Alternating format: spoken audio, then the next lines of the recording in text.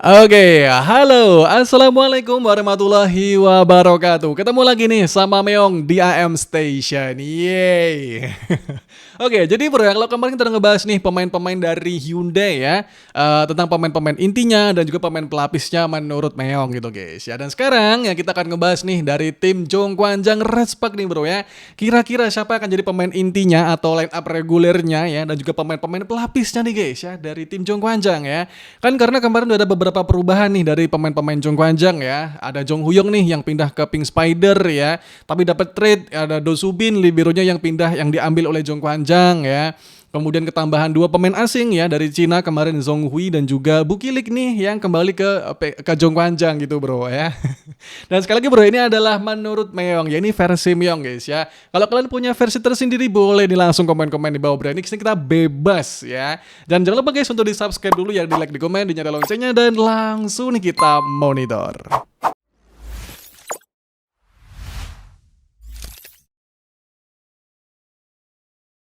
Oke, jadi bro, ini adalah 7 pemain inti atau line up reguler dari Zhongguancang Respak untuk musim depan ya 2026-2027 menurut Meong guys. Ini adalah versi Meong nih dari pemain yang ada sementara ini bro ya. Karena transfer atau trade itu masih bisa terjadi guys sebelum nanti ada pengumuman ya atau pendaftaran resminya ke Kovo ya guys ya, di sekitar akhir bulan Juli kalau nggak salah bro ya. Pokoknya masih bisa terjadi transfer ya, trade dengan pemain-pemain dari tim lain gitu bro ya. Dan juga kita masih menunggu untuk drafting rookie yang nanti akan diadakan di tanggal atau di bulan Agustus atau September. Kita masih belum tahu jadwal pastinya gitu ya. Jadi pokoknya kita di sini menyusun dari pemain-pemain yang ada sejauh ini gitu bro ya. Oke, dan sejujurnya bro ya, di sini tadi Myung sedikit bimbang, bingung, ragu-ragu gitu bro ya untuk menyusun line up ini ya. Karena ya di pertimbangan subjektivitas Meong ataupun dari objektivitas statistiknya gitu bro ya. Ya pastikan setiap orang punya pemain favorit gitu bro ya. Itu nih yang membuat Myung tadi sedikit bimbang-bimbang gimana gitu bro ya. Oke, langsung aja nih kita mulai dari posisi setter bro. Oke, di sini Myung memilih Choi Sohyeon nih sebagai setter utama dari Zhongguancang musim depan nih guys ya, dibandingkan dengan Yoon Hae-son nih bro ya. Myung tadi sumpah ini bergejolak gitu bro. Karena ya Choi Sohyeon ini salah satu pemain favorit Myung nih di Zhongguancang gitu bro ya. Oke, kita bandingkan nih dari statistiknya bro ya. Untuk Choi Sohyeon di musim lalu ya 2025-2026 ini dari successful set play per setnya di ranking keempat nih bro ya, dengan 9,46 set play per setnya nih guys ya. Ini masih di atasnya dari Lee Na-yeon, Park Saran dan Park Eun-soo dari IBK ya. Tapi masih di bawahnya dari Kim Ji-won, Kim Da-in dan juga Lee Yoon-jong bro ya. It's not bad ya untuk musim pertamanya di Zhongguancang ya. Bahkan ini mungkin musim pertamanya di liga profesional ya, karena di Hyundai dia hampir tidak pernah dimainkan gitu bro ya. Oke, not bad ya buat pemain yang baru mulai nih guys ya. Dan kemarin juga dapat nominasi nih sebagai best rookie ya, tapi sayangnya nggak dapet gitu guys ya. Kemarin yang menang adalah Lee Ji-yoon nih dari Hypas gitu bro ya. Oke, sementara untuk pembandingnya bro ya, di sini yang ambil Yoon Hae-son di tahun 2024-2025 guys ya. Karena untuk tahun 2025-2026 ya itu dia jarang dimainkan guys. Jadi statistiknya nggak ada nih ya. Nah, di sini ya Yoon Hae-son di 2 musim yang lalu itu menempati posisi tertinggi nih dari raihan successful set play per setnya ya, di total 11,21 set play per set ya. Bahkan masih di atasnya dari Lee Go-eun dari Pink Spider, Kim Da-in Hyundai, Kim Ji-won GS Caltech, Chen Sintong IPK dan lain-lain gitu bro ya. Jadi memang dari statistik sih Yoon Hae-son bahkan ya sejauh ini dia adalah setter dengan raihan successful set play terbanyak di Liga Korea guys ya. Kalau nggak salah sudah di 15.000 berapa gitu bro ya. Myung lupa angka pastinya ya. Pokoknya setahu Myung dia ini menjadi setter dengan raihan set play terbanyak nih di Liga Korea sejauh ini sih bro ya. Oke. Tapi nggak tahu sih bro, ini tadi lah yang memang mungkin paling bimbang ya di posisi setter ini guys ya, antara Choi Sohyeon atau Yoon Hae-son gitu ya. Tapi dengan beberapa pertimbangan gitu bro ya, dari riwayat cedera yang kemudian kemarin itu kurang bisa perform Yoon Hae-son ya. Untuk musim lalu ya itu Yoon Hae-son juga pernah dimainkan jadi starter gitu ya, jadi line up utama ya, tapi nggak bisa perform dan akhirnya harus diganti dengan Choi Sohyeon lagi gitu bro ya. I don't know. Kalau ngelihat dari musim lalu sih emang lebih suka dengan Choi Sohyeon sih bro ya. Dan Myung berharap sih Choi Sohyeon bisa lebih improve lagi untuk musim depan ya. Siapa tahu akan menjadi the next legendnya dari Yoon Hae-son gitu bro ya. Nggak tahu sih, Myung paling bimbang guys. Kalau menurut kalian siapa nih guys ya, antara Yoon Hae-son dan Choi Sohyeon nih? Komen-komen di bawah. Oke, sementara untuk posisi libero bro ya. Nah, dengan bertambahnya Do Subin ya, berarti di sini Jung Kwanjang mempunyai ada sekitar 4 libero yang aktif sejauh ini bro ya. Ada Nohran ya, kemudian Choi Hyo-so, ada Jong Suji dan juga Do Subin nih guys ya. Dan di sini Myung memilih Nohran dan juga Do Subin bro ya. Ini Myung mengkombinasikan dua libero ini bro ya. Jadi untuk libero receive itu adalah Do Subin dan sementara untuk libero defense itu adalah Nohran ya. Jadi di saat Jung Kwanjang service itu Nohran yang masuk, tapi di saat tim lawan yang service itu Do Subin yang main gitu bro ya. Kenapa ya? Karena ya ngelihat dari statistiknya di sini bro ya, Do Subin receive-nya itu jauh lebih bagus daripada Nohran guys ya. Dari segi receive efisiensinya, Do Subin menempati ranking ke-8 nih dengan 35,07% ya. Sementara Nohran di posisi 12 guys ya. Ini lumayan jauh ya perbedaannya di 29,40% bro ya. Nah, sementara untuk dig dan defense ya di sini Nohran lebih unggul ya. Untuk posisi dignya Nohran di posisi keempat nih bro ya. Sementara Do Subin tidak ada ya, tidak termasuk ini bro ya. Di sini di 4,90 dig per set nih untuk Nohran ya. Sementara untuk defense ya di sini Nohran juga menempati posisi kelima ya dengan 6,1 defense per setnya ya. Sementara Do Subin juga tidak ada bro ya. Karena ya memang di musim lalu Do Subin itu juga dimainkan sebagai libero receive ya, bergantian dengan Shin Yeon Kyung. Jadi di saat Wing Spider dapat service ya, yang bermain itu liberonya Shin Yeon Kyung ya, tapi di saat tim lain yang dapat service ya, yang dimainkan dari Pink Spider adalah Do Subin ya. Jadi untuk receive-nya memang Do Subin lebih bagus daripada Shin Yeon Kyung guys ya, dan juga dibandingkan dengan Nohran ya. Makanya di sini memang memilih dua libero ini untuk dikombinasikan guys ya, Do Subin sebagai libero receive, Nohran sebagai libero defense gitu bro ya. Semoga lah musim depan dua libero ini bisa membuat pertahanan Respak jauh lebih tebal ya dibandingkan dengan musim-musim sebelumnya gitu bro ya. Karena ya memang kelemahan dari Respect ini juga ada di segi receive-nya nih untuk musim lalu gitu guys. Oke, sementara untuk Choi Hyo-so dan Jong Suji bro ya, di sini Myung nggak tahu ya untuk musim depan apakah dua pemain ini masih dapat menit bermain atau tidak gitu bro ya. Karena di sini Jung Kwanjang kedatangan Zhong Hui yang menurut Myung pertahanannya juga bagus ya. Jadi menurut Myung sih Jung Kwanjang tidak perlu lagi ya untuk memasukkan spesialis defense-nya dari Choi Hyo-so ataupun Jong Suji ya. Cukup mungkin nanti dengan Zhong Hui dengan mungkin dengan Pak Yorem atau dengan Hemin gitu bro ya. Jadi menurut Myung sih untuk Choi Hyo-so dan Jong Suji agak sulit nih untuk musim depan gitu bro ya. Oke, sementara untuk posisi middle blocker guys ya. Nah, sejauh ini di Jung Kwanjang itu punya 3 middle blocker murni ya. Ada Park Eun-jin, ada Lee Ji-soo dan juga Lee Ho-bin bro ya. Nah, tapi menurut Myung ya, ada juga Lee Swan-woo nih yang bisa dimainkan ya sebagai middle blocker ya. Dan Lee Swan-woo ini menurutku lebih eksplosif dan lebih stabil nih dibandingkan dengan Lee Ji-soo dan juga Lee Ho-bin guys ya. Nah, makanya di sini Myung memilih Park Eun-jin dan juga Lee Swan-woo nih sebagai middle blocker dari Jung Kwanjang musim depan gitu bro ya.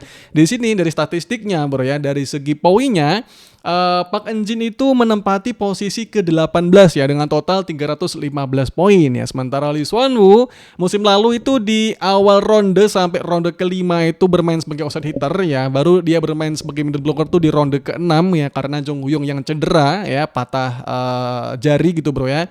Nah, di sini Lee Swan-woo musim lalu total mengkoleksi 368 poin nih guys ya. Tapi ini tidak sebagai middle blocker ya.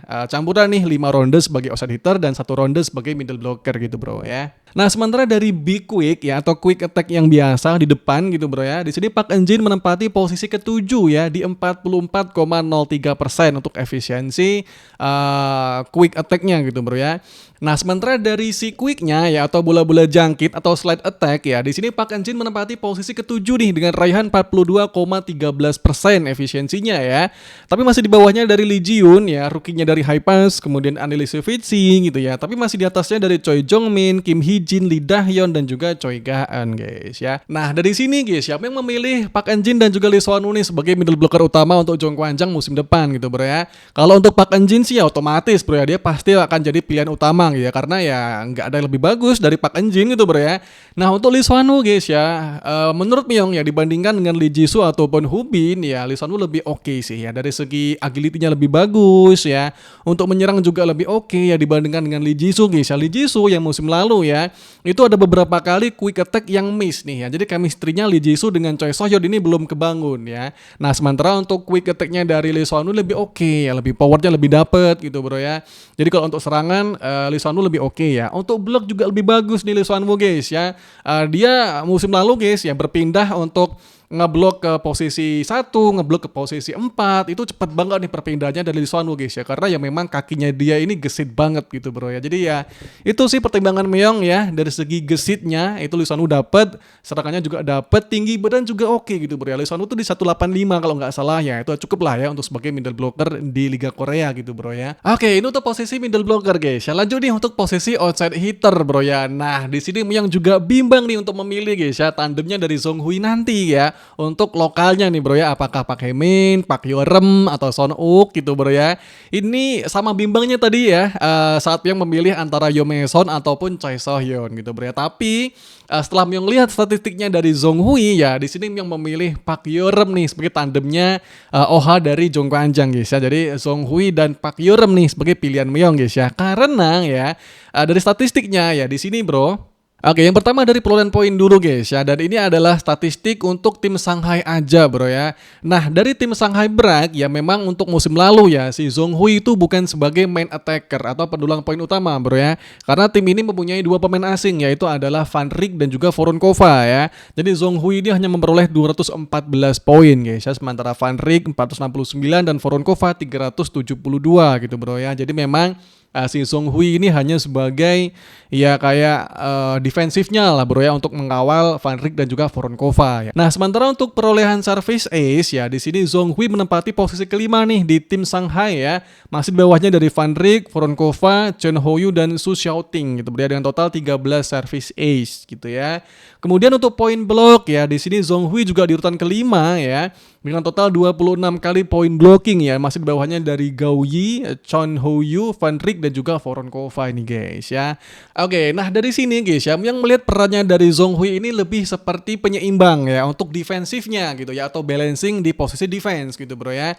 Nah karena itu untuk musim depan ya, Myeong rasa peran dari Hae-min ini sedikit tertutup nih oleh Jong Hui guys ya, yang mungkin akan lebih oke nih untuk defensifnya gitu bro. Nggak tahu untuk musim depan apakah Jong Kwan-jang masih perlu Hae-min atau enggak nih untuk defense ya, tapi menurut Myeong Jong Hui udah cukup sih ya, nggak perlu lagi peran Hae-min ya. Jadi yang dibutuhkan adalah OH ofensif ya, itulah kenapa Myeong memilih Park Hyo-reum dibandingkan dengan Hae-min ataupun Son Uk gitu bro ya. Karena musim lalu ya Park Hyo-reum itu hanya bermain sekitar 2 ronde ya, tapi langsung menarik perhatiannya dari Cha Sang-hyun ya, dan dipanggil ke timnas gitu bro ya. Dan memang menurut Myeong dia sangat bagus ya, powernya dapet, lompatannya bagus ya, swingnya juga enak dilihat gitu bro ya. Myeong lebih memilih Park Hyo-reum nih sebagai OH ofensif nih ya, yang akan diduetkan dengan Jong Hui gitu bro. Oke, dan yang terakhir nih untuk posisi opposite hitter bro ya. Dan di sini untuk Jong Kwan-jang hanya punya satu pemain nih di posisi ini bro ya, hanya ada Van Jabukilik bro ya. Tidak ada pelapisnya nih bro ya. Ada sih, ada Shin Eun-ji gitu bro ya, tapi Shin Eun-ji sih kemungkinan hanya akan dipakai sebagai spesialis service aja gitu bro ya. Oke, untuk musim lalu ya, Bukilik itu membela tim dari Serie A1 Italia, yaitu di tim The Bison Florence ya. Di sini memang dari statistiknya dia biasa aja gitu bro ya, nggak begitu yang wah banget gitu bro ya. Oke, di sini Bukilik bermain sebanyak 31 pertandingan dengan total poinnya di 329 poin ya. Poin serangan sebanyak 277 poin dengan persentase attack-nya atau rate-nya hanya di angka 34% gitu bro ya. Jumlah service ace mencapai 23 kali ace dan 29 kali poin blocking gitu bro ya. Sementara untuk attack error-nya sebanyak 56 guys ya. Jadi masih sering error juga nih dari Bukilik ya. Ya hanya 34% presentasinya bro ya. Jadi memang Bukilik ini tidak klinis gitu bro ya. Masih sering error dari Bukilik ini bro ya, untuk serangannya gitu bro ya. Ya semoga lah untuk musim depan di Jong Kwan-jang dia bisa lebih improve ya, bisa lebih bersaing nih dengan tim-tim lainnya juga gitu bro ya. Oke, jadi bro ini adalah line up reguler untuk tim Jong Kwan-jang musim depan versi Myeong bro ya, dari pemain-pemain yang ada sejauh ini bro ya. Karena ini masih mungkin akan terjadi penambahan atau pengurangan pemain gitu bro ya. Jadi masih ada opsi trade nih dengan pemain-pemain dari tim lain ya. Mungkin nanti tim-tim lain berminat dengan Noran ya, berminat dengan Yum Hae-son, berminat dengan misalnya Park Eun-jin ya, bisa diambil tim lain guys, ditukar dengan pemain lain ya kan. Ini sering terjadi bro ya. Pokoknya sebelum nanti pendaftaran pemain-pemain di bulan Juli akhir ya kepada Kofonya nih guys ya. Jadi opsi trade masih bisa terjadi bro ya. Tapi Myeong sih pesimis Jong Kwan-jang beli pemain yang mungkin hanya menerima kompensasi aja sih. Oke, jadi itu bro ya untuk prediksi versi Myeong guys ya. Kalau menurut kalian gimana nih? Komen-komen di bawah. See you on the next video. Bye bye.